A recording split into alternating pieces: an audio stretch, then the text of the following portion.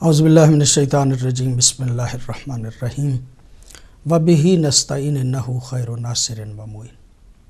والصلاۃ والسلام علی رسولہ الکریم واہل بیتہ الطیبین الطاہرین المعصومین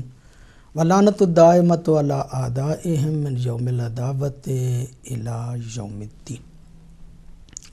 اما بعد فقد قال اللہ تبارک و تعالی فی کتابہ الحکیم بسم اللہ الرحمن الرحیم من یعظم شعائر اللہ فإنہا من تقوی القلوب۔ پروگرام مقدس مقامات لے کر محمد اصغر یزدانی آپ کی خدمت میں حاضر ہے، اور اس پروگرام میں جیسا کہ آپ جانتے ہیں ہم مقامات مقدسہ جو ہیں ان کی تاریخ، ان کی ہسٹری، ان کی وضاحت آپ کی خدمت میں پیش کرتے ہیں، اور گزشتہ پروگراموں میں مکہ اور خانہ کعبہ میں موجود مکہ میں موجود خانہ کعبہ کے ارد گرد اور خانہ کعبہ یعنی حرم مبارک میں جو مقدس مقامات، ویسے تو سارے کا سارا مکہ مقدس اور حرم خدا جو ہے وہ مقدس، وہ تمام تفصیلات ہم نے آپ کی خدمت عالیہ میں پیش کی۔ ہم یہی پروگرام آپ کی خدمت میں تسلسل سے آگے لے کے بڑھنا چاہ رہے تھے اور مدینہ تک جانا چاہ رہے تھے کہ درمیان میں کچھ سلفیوں اور وہابیوں اور دشمنان اہل بیت کی طرف سے ایک واقعات ایسے ہوئے جس میں دو مقدس مقام جو ہیں ان کو جلایا گیا یا بے حرمتی کی گئی۔ حجر بن عدی رضی اللہ تعالیٰ عنہ پیغمبر گرامی کے صحابی، ان کی قبر کو اکھاڑا گیا اور ان کے جسد اقدس کو نکالا گیا۔ اس کے ساتھ ساتھ اسی دن کے ایک دن بعد حضرت جعفر طیار کے روضہ اقدس کو بھی آگ لگا دی گئی۔ ان واقعات کی بنیاد پہ ذہن اس بات کی طرف مائل ہوا کہ کیوں نہ جناب حجر اور جناب جعفر طیار کی عظمت کو بھی ایک حد تک آپ کی خدمت میں پیش کر دیا جائے۔ جناب حجر پہ جو ہے وہ ایک پروگرام ہو چکا۔ آج ہم چاہتے ہیں کہ سرکار حضرت جعفر طیار کے بارے میں آپ کی خدمت میں کچھ معلومات جو ہیں ان کو پیش کریں۔ حضرت جعفر ابن ابی طالب، جن کو جعفر طیار کے نام سے یاد کیا جاتا ہے، حضرت علی علیہ السلام کے سگے بھائی اور پیغمبر گرامی صلی اللہ علیہ وآلہ وسلم کے چچا زاد بھائی ہیں۔ 570 عیسوی میں آپ کی ولادت باسعادت ہوئی، اور آپ سابقین اسلام میں آپ کا شمار ہوتا ہے۔ سابقین اسلام سے مراد با اعتبار اختلاف روایات، بعض نے تو یہ کہا کہ تیسرے وہ شخص کہ جو پیغمبر گرامی صلی اللہ علیہ وآلہ وسلم پہ ایمان لائے وہ حضرت جعفر ابن ابی طالب تھے۔ بعض نے اس کے علاوہ بھی روایات کو نقل کیا۔ بہرحال یہ طے ہے کہ زید بن ارقم کے ہاں جب پیغمبر گرامی تبلیغ کے لیے پہنچے، یعنی جب جناب زید بن ارقم کے گھر کو مرکز تبلیغ قرار دیا گیا، تو اس سے پہلے کہ یہ صاحبان ایمان میں سے ابتدائی چند وہ لوگ کہ جو اسلام لائے ان میں آپ کا شمار ہے۔ آپ کے ایمان کے واقعے کو بھی کچھ اس طرح سے بیان کیا جاتا ہے کہ پیغمبر گرامی صلی اللہ علیہ وآلہ وسلم کو ایک دن گھر میں جناب حضرت ابو طالب نے نہ پایا، پریشان ہو گئے کہ علی بھی گھر میں موجود نہیں اور محمد مصطفیٰ صلی اللہ علیہ وآلہ وسلم بھی گھر میں موجود نہیں، اور کفار مکہ کہیں ان کو اذیت و تکلیف نہ پہنچائیں، آزار نہ پہنچائیں۔ حضرت ابو طالب علیہ السلام گھر سے جناب جعفر طیار کے ہمراہ باہر نکلے کہ ایک جگہ پہ حرم کعبہ میں آپ نے حضرت پیغمبر گرامی کو نماز پڑھتے ہوئے دیکھا جبکہ دائیں طرف حضرت علی کھڑے تھے۔ سرکار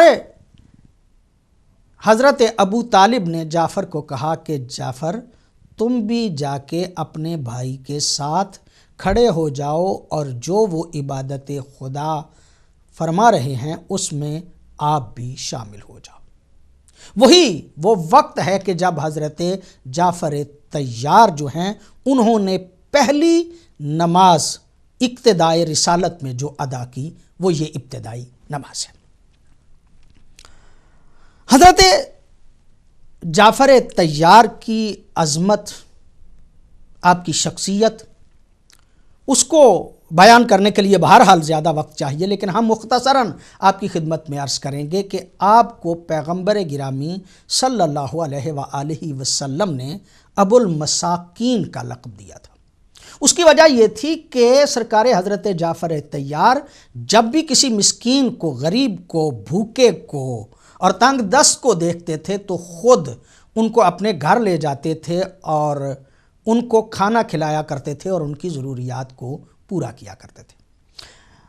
واقعات کی تفصیل میں اگر جائیں تو حضرت ابو ہریرہ رضی اللہ تعالی عنہ بڑے معروف صحابی، وہ بھی ارشاد فرماتے ہیں کہ جب میں پیغمبر کی خدمت میں پہنچا تو میرے پاؤں میں جوتا تک موجود نہیں تھا۔ مدینے میں حضرت جعفر طیار جہاں موجود تھے اور حضرت ابو ہریرہ مختلف اوقات پہ جب کھانے پینے کے حوالے سے پریشان ہوا کرتے تھے اور اکثر صحابہ بھی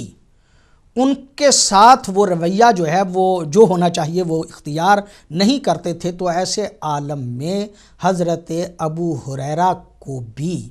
اپنے ساتھ لے جا کے حضرت جعفر طیار ہی ان کی ضروریات کو پورا کیا کرتے تھے۔ انتہائی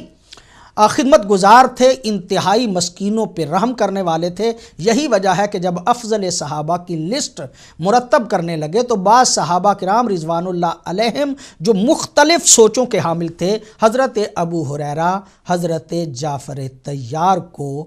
بعد از پیغمبر گرامی افضل صحابہ شمار کرتے ہیں۔ حضرت جناب جعفر طیار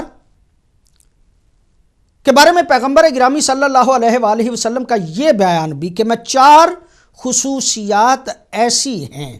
کہ جن کی وجہ سے میں جعفر طیار سے محبت کرتا ہوں، جعفر طیار سے پیار کرتا ہوں۔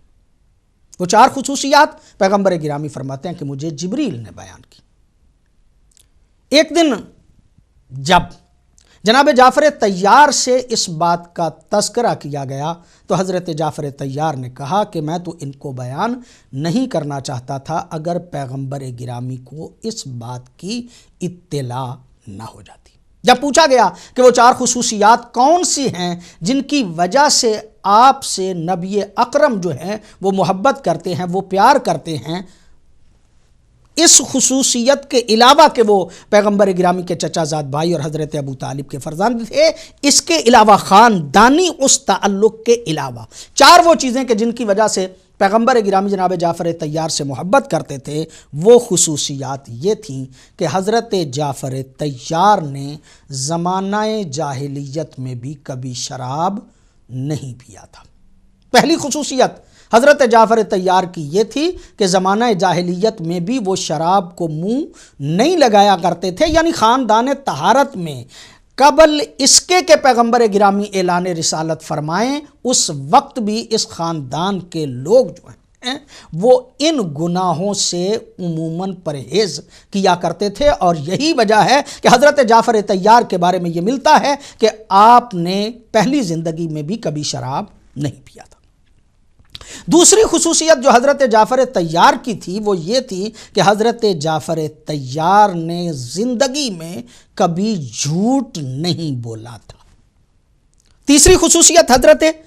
جعفر طیار کی یہ تھی کہ وہ فحشاء میں کبھی مبتلا نہیں ہوئے تھے، اعلانیہ یہ گناہ گاری جو ہے اس سے وہ ہمیشہ پرہیز کیا کرتے تھے۔ اور چوتھی خصوصیت جو جناب جعفر طیار کی ہے وہ یہ بیان کی جاتی ہے کہ جعفر طیار نے زمانہ جاہلیت میں بھی کبھی بت پرستی نہیں کی تھی۔ یعنی اعلان رسالت سے پہلے جو کبھی بت پرستی نہ کرے، جو شراب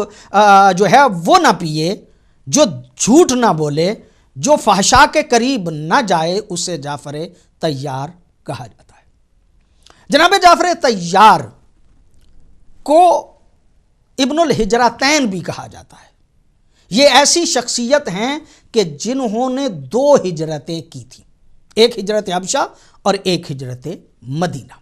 انشاءاللہ ہم اس کے پہ بحث جو ہے وہ کریں گے، لیکن تھوڑی سی بات یہاں پہ یہ عرض کریں کہ حضرت جعفر طیار وہ شخصیت ہیں کہ حضرت عبداللہ بن جعفر کہ جو ان کے فرزند ہیں حضرت عبداللہ، وہ کہتے ہیں کہ میں نے اپنے چچا سے کوئی بات اگر منوانا ہوتی تھی، یعنی حضرت علی علیہ السلام کی خدمت میں کوئی درخواست پیش کرنا ہوتی تھی، اور میں یہ سمجھتا تھا کہ یہ خواہش اور یہ ضرورت جو ہے وہ شاید جو ہے وہ پوری نہ ہو، تو وہ فرماتے ہیں کہ میں اپنے باپ جعفر کا تذکرہ کیا کرتا تھا اور ان کی سفارش، یعنی ان کا نام میرے لیے علی کے سامنے سفارش بن جایا کرتا تھا۔ ادھر حضرت جعفر کا نام آتا تھا، ادھر حضرت علی کبھی بھی اس خواہش کو رد نہیں کیا کرتے تھے۔ حضرت جعفر طیار وہ شخصیت ہیں کہ جب کہا جاتا ہے تاریخ میں کہ جب حضرت ابو طالب کے فرزند مختلف حوالوں سے جو ہیں وہ مختلف گھروں میں رہے، یعنی پیغمبر گرامی صلی اللہ علیہ وآلہ وسلم نے حضرت علی کی تربیت اپنے ذمے لی اور پرورش اپنے ذمے لی، تو حضرت عباس ابن عبد المطلب نے جناب جعفر طیار کو اپنے ذمے لیا۔ جناب جعفر طیار ہجرت حبشہ، حضرت عمار بن یاسر، حضرت بلال، حضرت عمار بن یاسر کے یعنی والد گرامی یاسر، اور وہ تمام لوگ کہ جن پہ قبول اسلام کی وجہ سے سختیاں ہوتی تھیں اور اذیتیں کفار و مشرکین مکہ دیتے تھے، ان سختیوں اور ان مشکلات کے بعد پیغمبر گرامی صلی اللہ علیہ وآلہ وسلم نے جب اپنے صحابہ کو کہا کہ وہ مکہ چھوڑ کے حبشہ چلے جائیں، یعنی ایتھوپیا جو ہے اور صومالیہ کا علاقہ جو ہے وہاں پہ ہجرت کریں، اس لیے کہ وہاں کا حکمران نجاشی جو ہے وہ منصف مزاج ہے، لہٰذا یہاں سے ہجرت کی جائے، تو وہ ہجرت کرنے والے جو لوگ تھے ان کی سربراہی کرنے والی شخصیت کا نام ہے جعفر طیار۔ حضرت جعفر طیار کی مواخات جب قائم کی گئی مدینے میں، تو آپ کو معاذ بن جبل خزرجی کہ جو انصاری ہے اس کے ساتھ بھائی پیغمبر گرامی صلی اللہ علیہ وآلہ وسلم نے بنایا تھا۔ ہجرت حبشہ کے لیے جب آپ مسلمانوں کی ایک قلیل کی سی تعداد کے سربراہ بن کے حبشہ پہنچے، کفار و مشرکین مکہ کو اس بات کا پتہ چلا تو وہ تل ملا اٹھے اور انہوں نے شاطر ترین لوگوں کو نجاشی سے ان مسلمانوں کو واپس لانے کے لیے چنا۔ وہ لوگ کہ جو ان لوگوں کو واپس لانے کے لیے معین کیے گئے، یہ عمر ابن عاص اور عمارہ بن ولید ہے۔ یہ دو نام بھی تاریخ کے بڑے اہم نام ہیں۔ عمر ابن عاص تو وہی ہیں کہ جو بعد میں مسلمان ہوئے اور امیر شام یعنی معاویہ بن ابی سفیان کے مشیر خاص بنے، یہ وہی عمر ابن عاص ہیں۔ اور عمارہ بن ولید، ولید بن مغیرہ کا بیٹا ہے، خالد بن ولید کا بھائی ہے، اور یہ وہی شخص ہے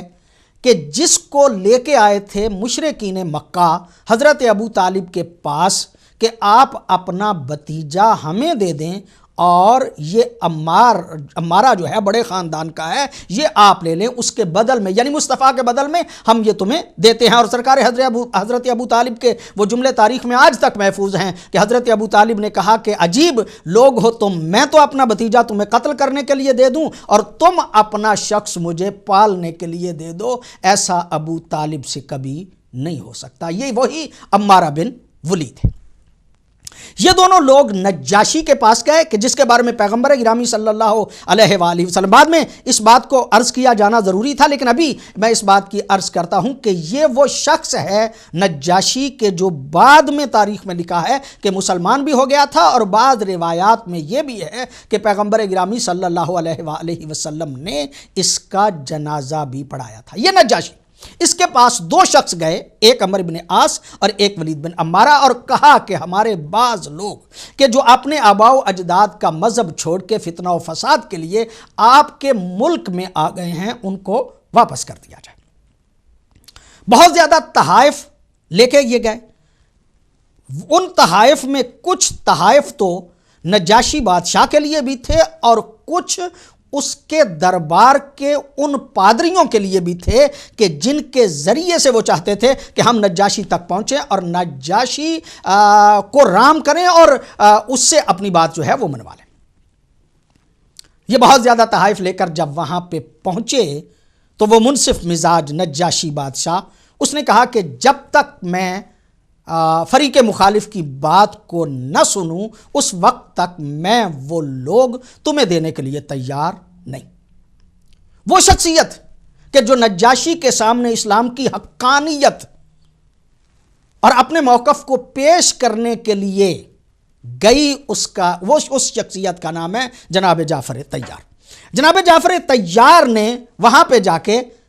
دین اسلام کے بارے میں جو خطبہ دیا، اس کے مختصر الفاظ ہم آپ کی خدمت عالیہ میں پیش کرنا چاہتے ہیں۔ فرماتے ہیں کہ ہم جہالت کی زندگی گزارتے تھے تو یہ دین آیا جس میں حکم ہے کہ ہم سچ بولیں، اپنے وعدوں کو پورا کریں، اپنے قرابت داروں سے اچھا سلوک کریں، تمام ممنوع کام ترک کر دیں، قتل و غارت سے اجتناب کریں، سرکشی چھوڑ دیں، جھوٹی گواہی نہ دیں، یتیموں کا حق غصب نہ کریں اور پاک دامن عورتوں پر تہمت نہ لگائیں۔ حضرت محمد مصطفیٰ صلی اللہ علیہ وآلہ وسلم نے ہمیں حکم دیا ہے کہ صرف اللہ کی عبادت کریں اور اس کے ساتھ کسی کے شریک نہ کریں، نماز قائم کریں، زکوٰۃ دیں، رمضان میں روزے رکھیں۔ ہم نے ان کی اطاعت کی اور اس بات کو مانا جو وہ اللہ کی طرف سے لائے۔ ہم ویسا کرتے ہیں جیسا وہ کہتے ہیں اور اس چیز سے دور رہتے ہیں جس سے وہ منع فرماتے ہیں۔ یہ مختصر خطبے کے الفاظ ہم نے آپ کی خدمت عالیہ میں پیش کیے، وہ الفاظ کہ جو جناب جعفر طیار نے نجاشی بادشاہ کے سامنے کہے تھے۔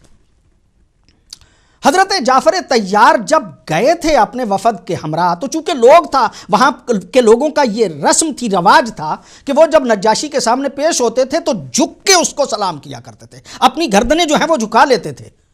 لیکن سرکار حضرت جعفر طیار نے اپنی گردن کو جھکایا نہیں، اور جب نجاشی بادشاہ نے یہ پوچھا اور اعتراض بھی کیا گیا اس وفد کی طرف سے جو مشرکین مکہ کی طرف سے گیا تھا کہ دیکھو یہ ایسے سرکش ہیں کہ انہوں نے آپ کی بھی عزت و توقیر نہیں کی، وہ تو جھک جا رہے تھے مشرکین مکہ کے جتنے بھی وہ وفد کے افراد، دونوں وفد کے افراد تھے، بعض روایات میں 3 لوگوں کا جو ہے وہ نام ملتا ہے۔ حضرت جناب جعفر طیار نے کہا کہ جو دین ہم مانتے ہیں اور جس دین پہ ہم کاربند ہیں، اس دین میں ہمیں ہمارے نبی نے یہ کہا ہے کہ اللہ کے علاوہ کسی کے سامنے جھکنا نہیں ہے۔ ہمارا طریقہ یہ ہے کہ ہم جب جاتے ہیں کسی کے پاس تو اس کی سلامتی کی دعا کرتے ہیں، اور یہ جھکنا، کسی کے سامنے اپنے سر کو جھکا دینا، یہ ہمارے مذہب اور ہماری دین جو ہے اس میں یہ چیز موجود نہیں ہے۔ یعنی وہاں پہ بھی ذہنیت کو بدلنے کی کوشش کی گئی کہ یہ تمہارا طریقہ سلام جو ہے یہ ہمارا طریقہ سلام نہیں۔ عمرو بن عاص نے دوسرے دن پھر اعتراض کیا اور کہا کہ یہ وفد جو ہے یہ تو حضرت عیسیٰ کو بھی نہیں مانتا، اور یہ تو عیسیٰ کے بارے میں سے پوچھو، چونکہ وہ چاہتے تھے کہ نجاشی کو ذرا غصہ دلایا جائے، اور جب نجاشی کو غصہ آ جائے گا تو پھر وہ ان کو ہمارے سپرد کر دے گا۔ نجاشی نے جب پوچھا کہ تمہارا کیا خیال ہے عیسیٰ کے بارے میں، اور اس نے یہ کہا کہ کیا تمہارے نبی پہ کوئی ایسی چیز بھی ہے کہ جو نازل ہوتی ہے، یعنی وحی وغیرہ کا بھی سلسلہ جو ہے وہ موجودہ، چونکہ الہی مذہب کے وہ قائل تھے، تو حضرت نے فرمایا کہ ہاں، ہمارے نبی پہ اللہ کی وحی ہوتی ہے اور اس وحی کے الفاظ آج بھی ہمیں کچھ نہ کچھ یاد ہے۔ نجاشی کے کہنے پہ حضرت جعفر طیار نے سورہ مریم کی تلاوت کی، یعنی کچھ آیات کی، اس میں سے تلاوت کی۔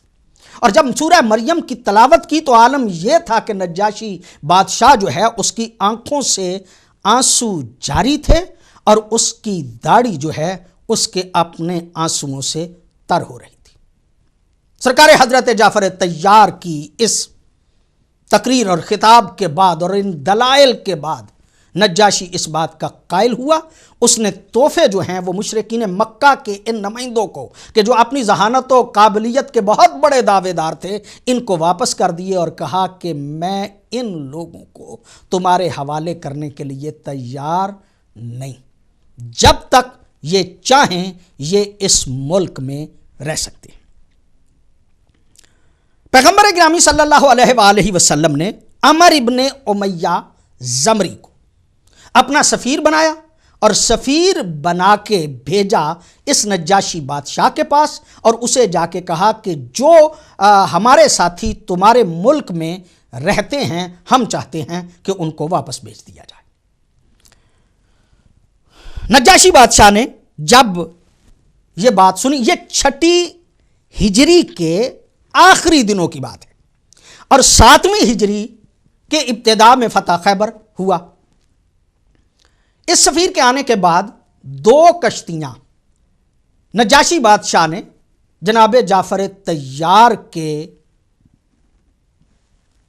اختیار میں دیں اور ان کشتیوں پہ بیٹھ کے یہ مسلمانوں کا وفد جو ہے، یہ مہاجرین جو ہیں، انہوں نے رجوع فرمایا دوبارہ پلٹ کے مدینہ کی طرف۔ جب یہ مدینہ کی طرف آئے تو اب یہاں پہ پھر ایک معاملہ جو ہے وہ انتہائی ان کی عظمت کا واقعہ ہے، اور وہ یہ کہ پیغمبر گرامی صلی اللہ علیہ وآلہ وسلم خیبر کو فتح کر چکے تھے۔ ظاہر ہے کہ جب خیبر کی بات کریں گے اور فتح کی بات کریں گے تو یہ بات بڑی آسانی سے گزر جانے والی نہیں اور بڑی آسانی سے کر دینے والی نہیں۔ صحابہ کرام رضوان اللہ علیہم تمام تر شجاعت و بہادری کے باوجود، جیسا کہ کہا جاتا ہے کہ 39 روز تک قلعہ قموس کو فتح نہیں کر سکے، اور جب قلعہ قموس کو فتح نہیں کر سکے اور ہر روز جب پلٹ کے آتے تھے تو ایک دوسرے پہ الزام دیتے تھے سردار، لشکر کا سردار اور لشکر والے کہ آج ہم نہیں آئے فلاں آیا ہے، یعنی لشکر والے یہ کہتے تھے کہ سردار پہلے بھاگ آیا ہے اور سردار یہ کہتا تھا کہ میری سپاہ جو ہے وہ پہلے بھاگ آئی ہے۔ 39 روز کا کہا جاتا ہے کہ یہ مسلسل جو ہے وہ اسی طرح سلسلہ ہوتا رہا، اور مسلمانوں کے لیے قلعہ قموس یعنی خیبر کو فتح کرنا آسان کام نہیں تھا۔ آخر پہ پیغمبر گرامی صلی اللہ علیہ وآلہ وسلم نے ارشاد فرمایا لَأُوتِيَنَّ الرَّایَةَ غَدًا رَجُلًا كَرَّارًا غَیْرَ فَرَّارٍ، کل میں علم اس کو دوں گا کہ جو کرار بھی ہوگا اور غیر فرار بھی ہوگا، اور پھر وہ علم سرکار حضرت پیغمبر گرامی صلی اللہ علیہ وآلہ وسلم نے حضرت علی کو دیا اور حضرت علی نے فتح خیبر کیا۔ اتنی مشکلات و پریشانیوں کے بعد جب خیبر کو فتح کر لیا گیا تو وہیں پہ پیغمبر گرامی موجود تھے کہ حضرت جعفر طیار بھی اپنے ساتھیوں کے ساتھ پیغمبر گرامی صلی اللہ علیہ وآلہ وسلم کی خدمت میں وہاں پہ پہنچ گئے۔ ایک بات تو یہ عرض کروں کہ خیبر کے غنائم میں سے جس طرح باقی صحابہ کرام کو حصہ ملا، اسی طرح جناب جعفر طیار اور آپ کے ساتھیوں کو بھی پیغمبر گرامی نے حصہ دیا۔ اور دوسری بات جو عرض کرنا چاہتا ہوں وہ یہ ہے کہ جب حضرت جعفر طیار پیغمبر گرامی صلی اللہ علیہ وآلہ وسلم کے سامنے آئے تو پیغمبر گرامی نے آپ کی پیشانی کا بوسہ لیا اور بوسہ لے کر کہا کہ میں کس بات کی زیادہ خوشی مناؤں، آیا خیبر کی فتح کی خوشی مناؤں یا جعفر کے آنے کی خوشی مناؤں۔ وہ شخصیت کہ جس کے آنے کو پیغمبر گرامی فتح خیبر کے برابر قرار دیتے ہیں اسے جعفر طیار کہا جاتا ہے۔ حاضر ہوتے ہیں ایک چھوٹے سے وقفے کے بعد۔